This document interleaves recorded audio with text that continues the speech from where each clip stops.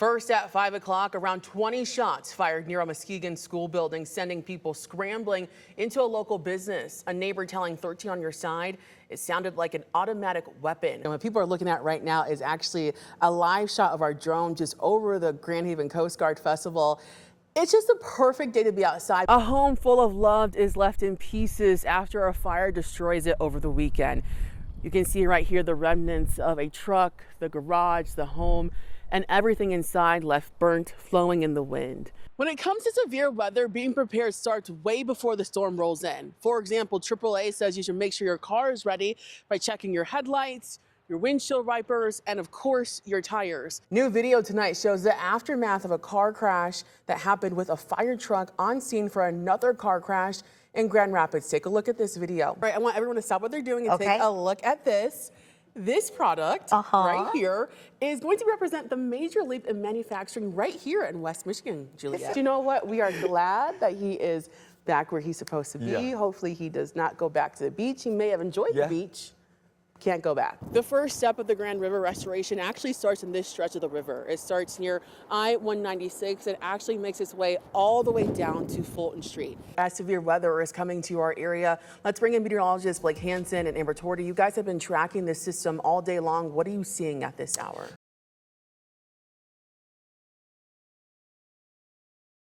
What was once a white, tall home full of love is now mounds of rubble after explosion here just 6 months ago. I spoke to the couple who was inside the home when this explosion happened, who says even after that night of terror, all they can think about is God's love. They say miracles can come in many forms. Miracles still happen today because we went through one. For the Renkowskis, that miracle was life-saving. And anybody who doesn't believe, they can come see this. The this they're talking about is what's left of their Alto area home. We have lived in this iconic, beautiful house for 40 years. After it exploded 6 months ago, Darlene Renkowski recalls the moment that changed her life. I smelled propane and I said, "Do you smell propane or anything?" "No, I don't smell anything." I call the Alto Gas emergency number and I get a man who says, "Okay, you smell propane, turn off the tank." So I told my husband, "Turn off that big tank." Never told to leave the house. When the Alto Gas employee got to the house, the couple says he inspected the home and said he found the problem of the gas leak, telling them he would send someone out the next day. He said he told the couple everything was fine and he would turn on the furnace. And as he yelled at Don Renkowski to turn on the thermostat, he was halfway down and kaboom. It happened. Their home exploded not once, but twice, barely injuring Darlene, but for Don. Then I looked down the stairwell and my husband's on fire. I didn't even know who I was calling help to. I wasn't sure where Darlene was or anything, or if she survived it. And that's when she came and put out the fire. 40% of his body was burned, and he only had a 20% chance of living. But he did. We sued Alto Gas for negligence because this is not an accident. Now the couple wants the company to take responsibility and have filed a lawsuit. When somebody calls Alto Gas and reports a leak, that means that the first rule is simple. You educate the people to get out of the house. And that didn't happen here. They hope this lawsuit and their story stops this from happening again and inspires others to believe. If one person can say, "Wow, what a miracle," and trust Jesus Christ to be in their life, it's worth it. 13 on your side's Lauren Baker has details of a memorial dedicated to honoring and helping veterans one cross at a time. Along a busy road. Where there is despair, bring hope. A prayer is said. Where there is suffering in mind and body, bring healing. Crosses are nailed to the ground. All to remember those. Hear our prayer for life. Amen. That have served. Over the next month, volunteers like Ken Brewer. We want to honor all heroes. Are planting 22 crosses on Park Street to honor the nearly 22 veterans that die from suicide every day. Many veterans struggle after getting out. It may not necessarily be from combat issues. It could be just leaving the service. It's in partnership with the organization 22 a Day, which focuses on veteran suicide awareness. But Brewer says this growing field of crosses is more than just a memorial. We want to help you. We want to show you that there's hope. It's an effort to help prevent veterans from going down that road. A pain, Brewer says. I'm a 9-year veteran with demons of my own, and at one time attempted suicide. He knows all too well. I was struggling hard, and I battled with depression, and at one point did attempt suicide. And at that moment, I thought of my children, and I stopped. After that moment, he got the help he needed and realized the power of helping others. I realized it's actually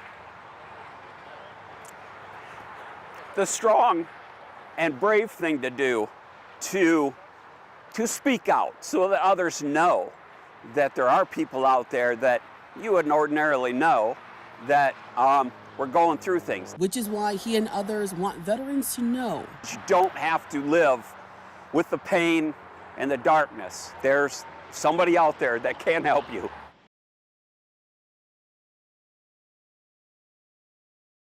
Good evening. Thanks for joining us. I'm Lauren Baker. Tonight, an investigation is underway after a home is shot at several times. The Kent County Sheriff's Office says deputies were called out a little after 4 to 60th Street Southeast in Gaines Township.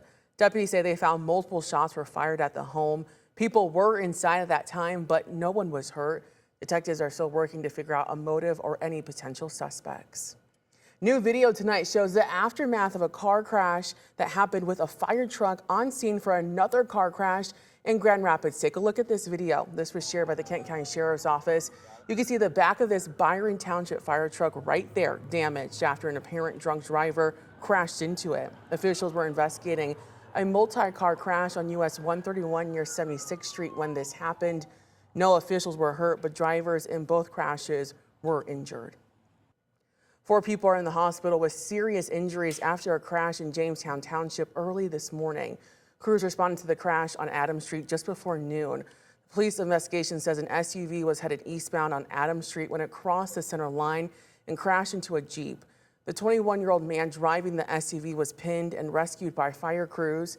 A 79-year-old man who was a passenger was thrown out of the SUV. Deputies say both men were not wearing seat belts. A 63-year-old woman driving that Jeep and her 65-year-old male passenger were hurt in the crash as well.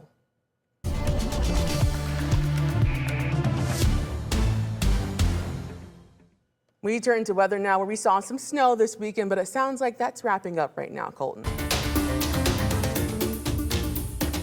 Developing tonight, chaos has erupted in Mexico after the Mexican military killed the head of the Jalisco New Generation cartel leader, Nemesio Osiego Cervantes, also known as El Mencho. They carried out the operation today in the western part of Mexico. That military operation triggered a series of violent events like buses being set on fire, roads blocked, and clashes with authorities.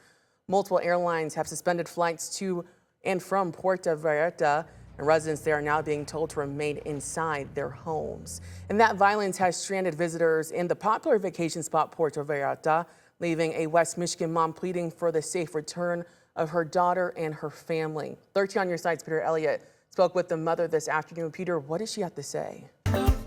A Kalamazoo winery is left damaged after a car crashes into it this morning. Take a look at these photos. You can see the side of the Twine Urban Winery right there, heavily damaged. Well, you'll see that in a second, in just a moment. The winery says the driver was driving at 85 miles per hour when they crashed into the building. Right there, you see that damage. Officials add that the damage forced people inside to evacuate. People inside the vehicle had minor injuries, and the driver was given a citation. The city of Rockford has a new chief of public safety. The city announced today that Brandon Baluma will be the new chief. He is a graduate of Grand Valley State's Police Academy and has been with the Rockford Police Department since 2009. He also became a certified firefighter in 2012 during the department's transition into an integrated public safety model. He'll be sworn in at the city council meeting on March 9th and officially will start the role at the beginning of April 1st. A major new study is underway right now in West Michigan. Researchers are following a group of moms for 10 years to see what happens when they're given $1,000 every month. No requirements, no conditions. As part of the new Steelcase Foundation initiative. Here's Emily Scarlett with more.